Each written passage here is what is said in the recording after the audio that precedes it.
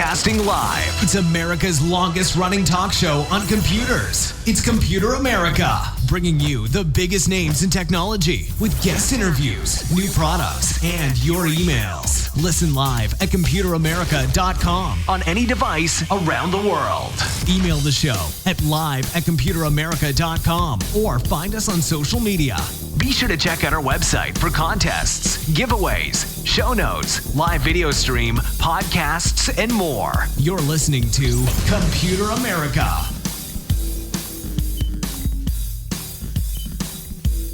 Hello and welcome everyone into the Computer America Show. We are the nation's longest running, nationally syndicated radio talk show on computers and technology turned podcast.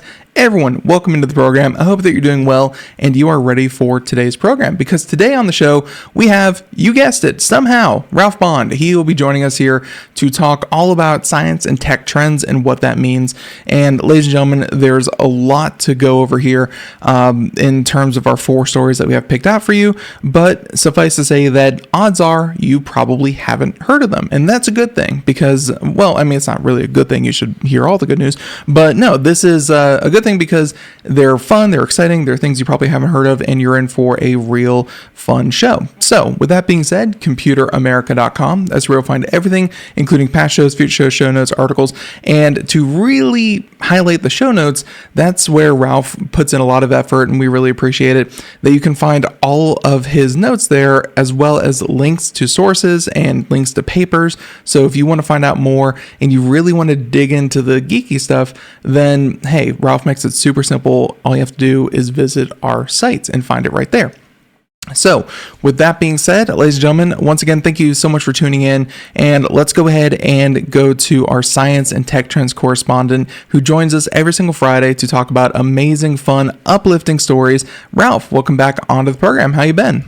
I'm doing great. And once again, if you're brand new to the show, welcome. You're in for a treat. I hope you'll agree. And what Ben and I do each Friday is highlight 4 recent articles that show us key trends and developments in a whole range of things: artificial intelligence, robotics, medical technology, sustainable energy technology, transportation advances, agricultural technology, space research, physics, you name it, all across the board.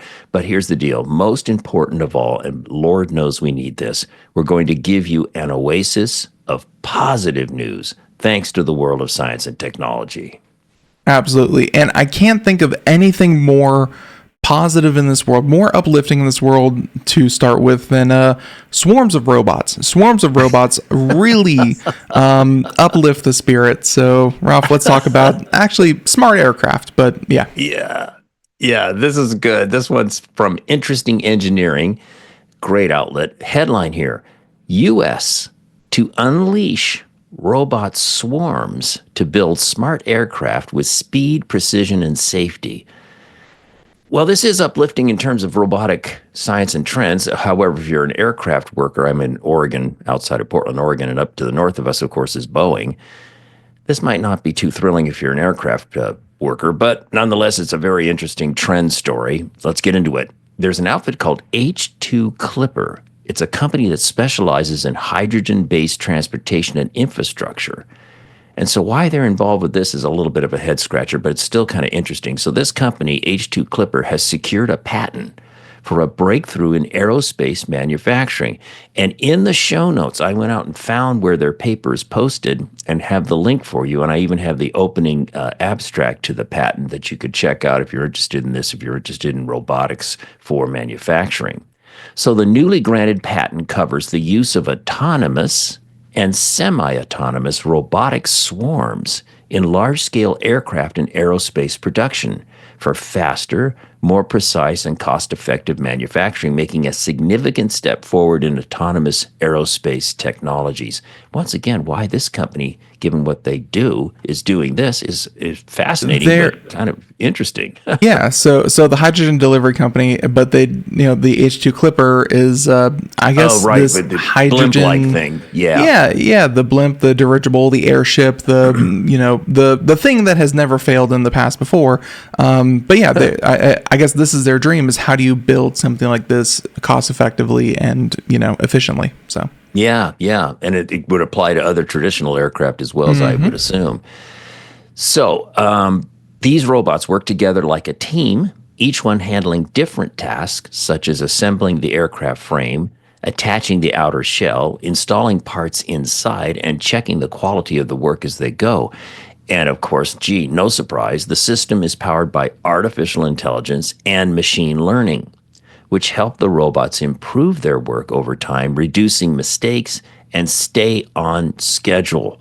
The robots can also adjust their actions automatically to make sure everything fits perfectly. Pretty impressive concept and a big, ambitious undertaking, to say the least. Right. It seems very blue sky, but I mean, that seems to be what this company is, how do we push forward new green energy? How do we get a new airship? How do we get, all these things kind of working together? And it's Right. very futuristic, which is, hey, something that we like here. So. Yeah, yeah. And according to the firm, again, it's H2 Clipper, safety is a big focus of the design. The robots use sensors and AI to avoid bumping into each other and to carry out risky tasks that would otherwise put human workers in danger, like working at high places. And by the way, the artist's rendition in the article is very kind of fantasy. I didn't see anything that showed prototypes of these kind of spider-like robots, so I'm not quite sure whether that's complete fantasy image or not, but nonetheless, the concept is still interesting. Mm-hmm. And another key feature is the integration of heavy lift robots, which can move and position large parts during the building process. And this means entire aircraft structures can be built in place, and get this, either upright or flat, reducing the need for large manufacturing facilities. Huh. Wow. And finally, to wrap this up, conservative estimates suggest this approach, again, using swarms of robots and artificial intelligence, this approach can reduce total manufacturing costs by up to 40% or more and cut production timeframes by up to 60%. So this is a real twinkle in the eye. Let's see if these guys can pull this off, and I'd just love to see it in action. I'd like to see what those real little swarming robots look like. Yeah, for sure. And this is, exceptionally, kind of early, being just a patent that was filed, not even like a demonstration or something that can be shown. But it shows where they're thinking and where, if this company is thinking about it, I'm sure a lot of other companies are thinking, how do we get more robots into factories, which are already very plentiful, but how do you get them to be a bit more creative and intuitive? So very, very cool. You can see Good stuff. Yep, you can see it there in the show notes if you want to find out more. And of course, the link to the other website to H2 is just a fun poke around as well. So check that out. Yeah, exactly. And thanks, Ben, for making that correlation to the airship thing, because that I missed that for some reason. I didn't catch on to that was their heritage as a company. So now it all makes sense to me. yeah. Just trying to get those manufacturings of those giant things a bit more in hand. So there you go. Exactly. Story number one. Story number two. Let's go ahead and speaking of getting things in hand, we hold a lot of batteries, AA, AAA, 9-volt, whatever whatever your flavor is, whatever you enjoy licking in your spare time. But this one may not want to lick, because this is a tiny battery that you can hold in your hand. But Ralph, don't really hear a lot about nuclear batteries except for very controlled scenarios. So let's talk about story number two. This one's really interesting. You're going to find out in a moment. It's actually kind of a continuation of something we talked about way back in December of last year, which seems like a million years ago. But anyway, this comes from Industrial Equipment News. And the headline is, "This little nuclear battery could mean never needing to charge your phone again." Subhead, "The prototype uses carbon-14, an unstable and radioactive form of carbon." Okay. And this actually comes from an announcement from the American Chemical Society. And we, of course, have a link to the article and all this good stuff. But let's get into this. This article introduces a new prototype nuclear battery that could revolutionize how we power everyday devices. Now, here's the reminder. On our December 20 show last year, we reported that researchers from the University of Bristol and the UK Atomic Energy Authority created the world's first carbon-14 diamond battery with a shockingly long lifespan. And this news represents a new development, making such a battery tiny. In other words, what we're talking about today with this story is taking the idea of an atomic battery and making it very small, which means in turn it could possibly be in a future phone or some other handheld device. So that's what's going on here. So researchers at and I'm going to butcher this, it's a South Korea institute. I think it's pronounced Daegu Gyeongbuk. Looks luck good with that. Forgive me, people in South Korea. That is this Institute of Science and Technology in South Korea. They've developed a beta voltaic cell that uses radiocarbon, carbon-14, on both its cathode and anode to convert beta radiation into electricity. Okay, this is mind-melting and geeky science. And in the show notes, I have a little side note about what is a beta voltaic cell. You can check that out if you want to. Going on, this design offers a potential alternative to conventional lithium-ion batteries, which are prone to degradation after repeated charging cycles and raise environmental concerns due to intensive mining and disposal issues. So we all are very familiar with what the pluses and the minuses are of lithium-ion batteries. Now, here's the key, Ben. Unlike lithium-ion batteries that typically last only hours or days between charges, the nuclear battery's use of radiocarbon, which degrades very slowly, could allow it to run for decades or even millennia without needing to recharge. Wow. The system leverages the safe emission of beta particles, which can be effectively shielded with materials such as aluminum, to generate power steadily in a compact form factor. That's what this story is all about, this compact. And the image shows how small it is. There's a little like rulers there, and you can see how tiny this little battery is.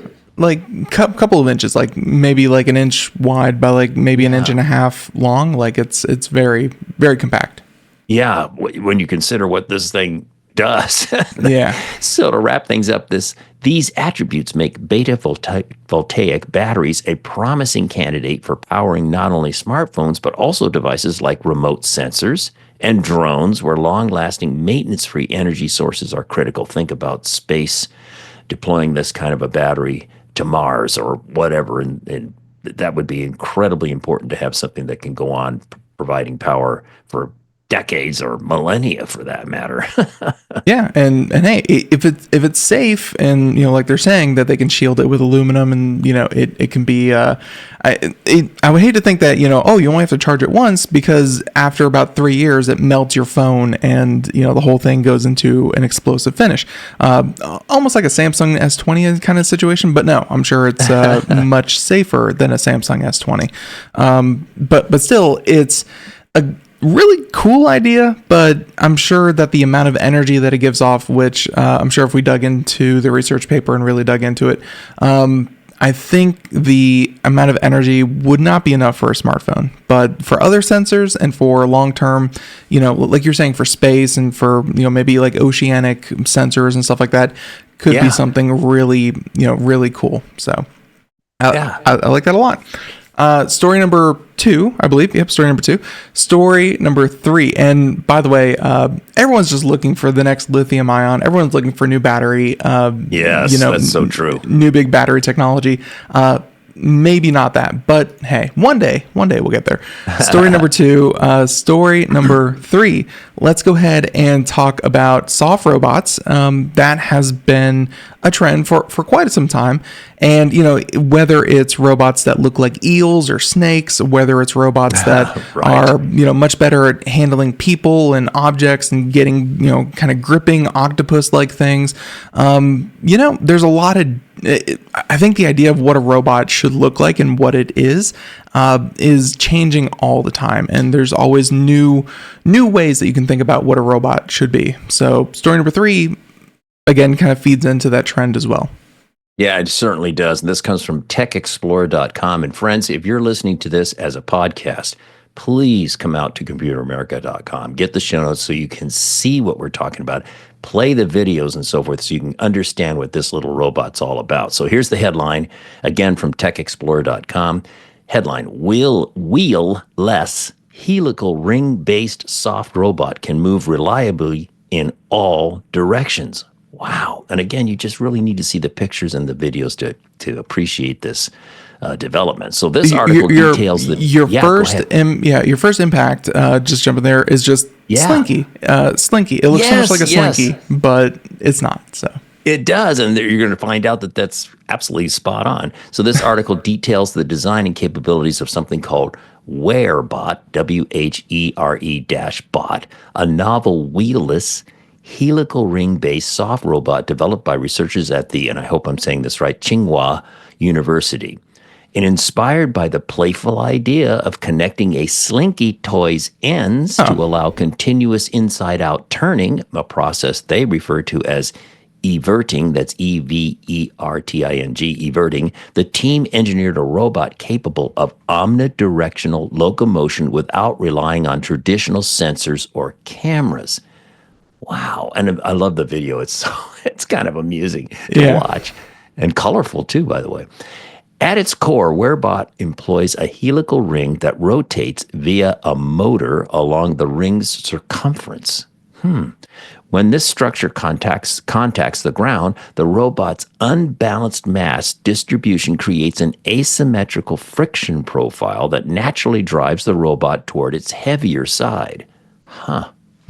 Pretty geeky stuff here. Yeah. This results in a self-generated orbiting movement along a circular path, enabling the robot to adaptively navigate unstructured and unpredictable environments whether that's on flat ground, over pipes, underwater, on sand, or even mid-air obstacles. Wow. Pretty great.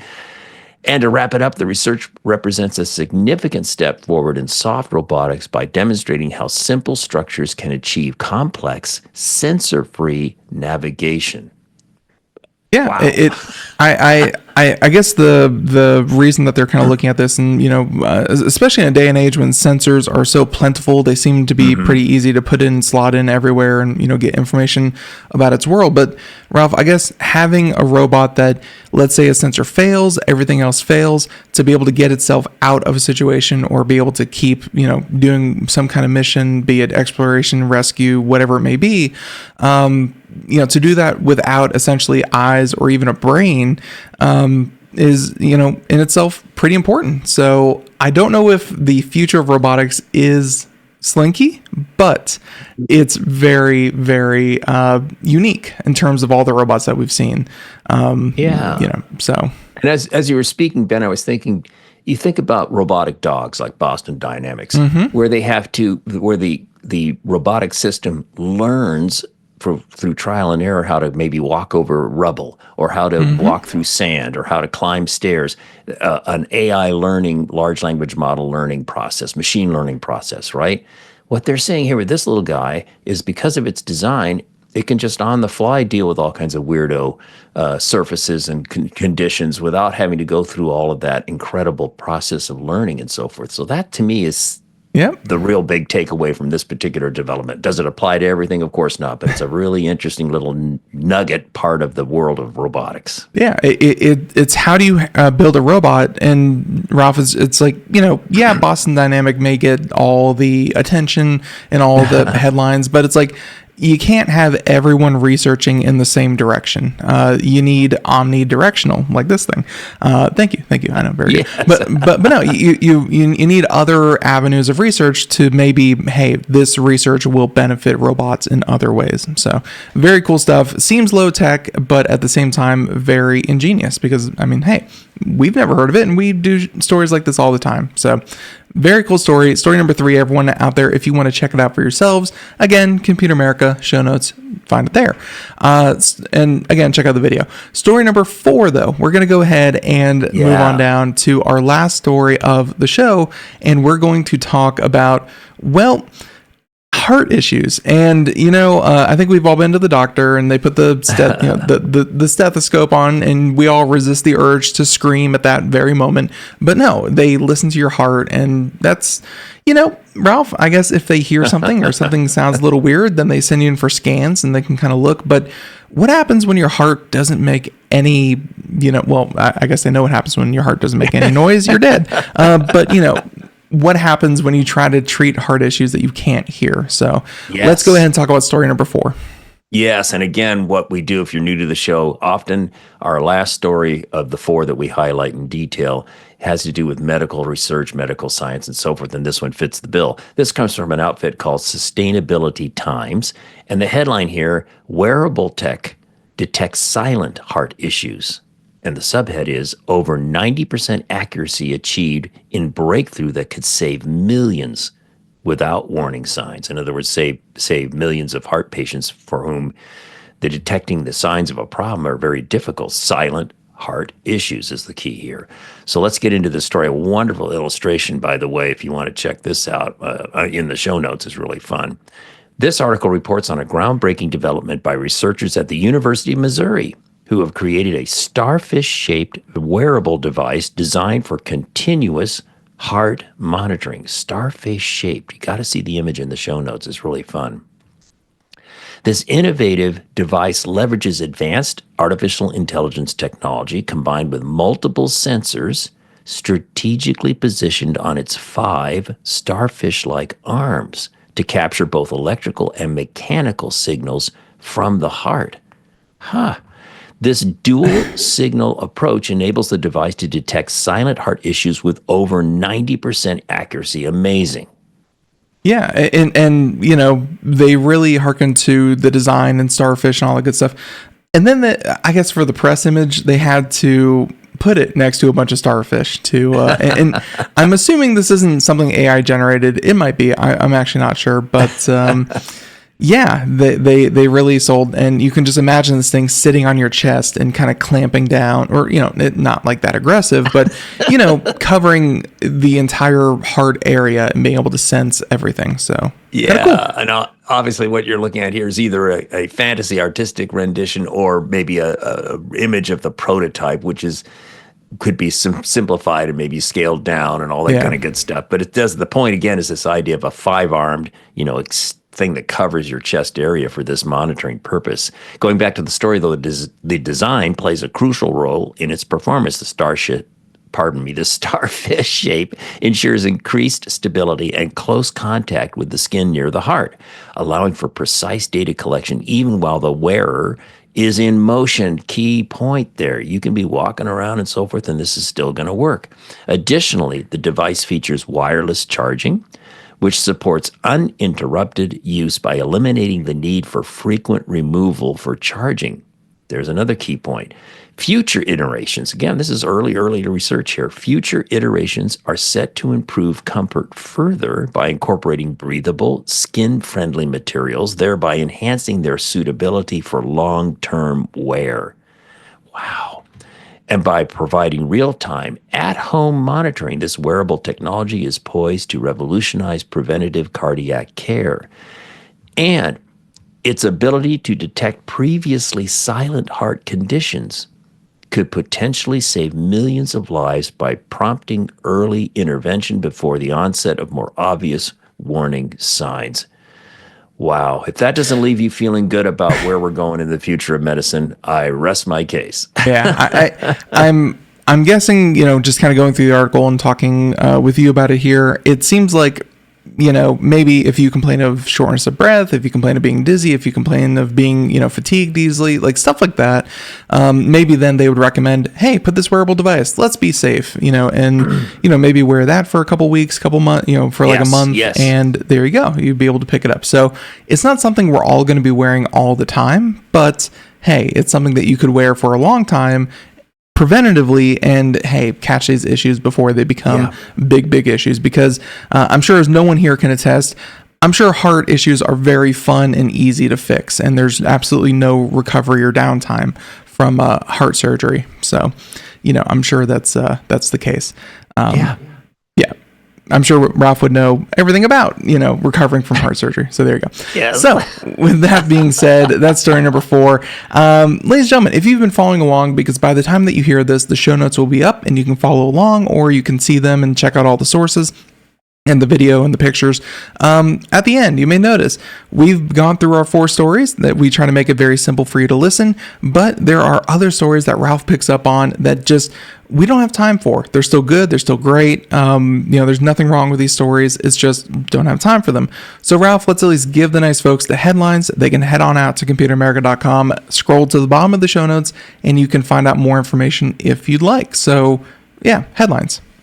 Yeah, this is a good first story. My daughter-in-law works for Nike. So this is really something I'm going to share with her because her colleagues might find this interesting. This is from an outlet called Study Finds. Headline: Scientists create smart insole that turns every step into health data. Pretty cool. So this article describes a breakthrough in smart insole technology. You can check it all out. I have some additional notes in the honorable mentions section. Kind of fun. And then the next one from the Keio University School of Medicine, scientists achieve record-breaking growth in miniature functional liver models. This is another example of this really explosive field of organoids, making lab-grown mini brains, mini other parts of the body to do scientific testing on and so forth with much greater accuracy. This is really organoids, friends. That's a big trend to follow. To put a quick little point on it, imagine if your doctors could grow your liver and test medicine before they even put it in your body. Very exciting. Yes, it is. And you make a very good point. Personalized. So organoids, not only creating organoids, but personalize your organoids, if I could say it. Don't say that 5 times fast. Next one in the honorable mentions comes from The Independent. Headline: Seabird modeling tool could transform offshore wind planning, a new study shows. Wow. It's another example of AI, large language models, and all that kind of good stuff. It's just asking the birds, hey, can we put something here? And the bird goes, no. And then they don't put one there. It's that easy. It's very cool. The experts on wind patterning and how to take the best advantage of it, guess what? Seabirds. We could learn from them. Absolutely. And the last honorable mention, our last one for today, comes from phys.org. That's short for physics.org. Headline: Error correction method reduces photon requirements in quantum computing. Okay, guys, we've talked about quantum computing. Photon computing uses light instead of electrons to do the work, so to speak. And so this is an effort or a breakthrough in error correction method to take the combination of photon computing with quantum computing. Very, very geeky stuff, but a great story. Check it out. Yeah, we're noticing that the more that you get into quantum computers, the geekier you have to be. There's not a lot of people that are just dabbling in the deep field of quantum computers. But hey, the technology is getting better. There's more research going into it. And, lo and behold, this week, there is new research happening all the time. So we look forward to seeing more of it in the future. So the music means that we are done. Ladies and gentlemen, I want to thank you so much for tuning in and giving us a listen.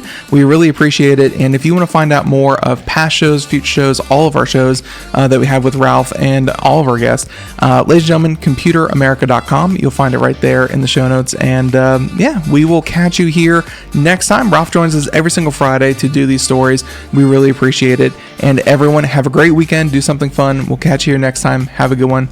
Bye, everyone.